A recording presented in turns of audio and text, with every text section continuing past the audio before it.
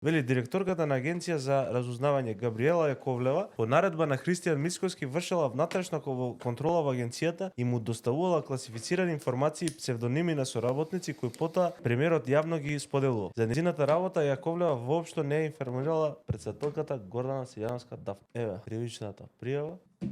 Кривичната пријава е за злоупотреба на службена положба и овластување, несовесно работење во служба, издавање службена тајна, злоупотреба на државна службена или воена тајна. Се е сублимирано у тоа што го кажам претходно. Агенција за разузнавање не сме да го брифира премиерот. Крај на приказката. Они не само што го брифирале, му дале документи. Нека се живи и здрави. Тоа е тоа. Ајде што има врска. Зашто е тука проблематично? Што он за овие работи збореше на првите пратенички прашања. Да. Го следеле со дронове, децата мецат. Прашањето тука не станува збор за следењето. Агенција за разузнавање може да следи, на пример, може да има ситуација некој што го следеле во странство доаѓа во Македонија. И тие продолжуваат да го следат и во Македонија. И веројатно кога го следеле него во Македонија, тој отишол кај Мицко. А се следат луѓе за кои што има безбедностна процена дека може да представуваат ризик за националната безбедност. Кој е тој странец сега е прашањето, или тие странци кои што представувале ризик за националната безбедност, а оделе кај Мицко дома? Пошто он збореше дека иделе кај него. Тоа е сега прашањето.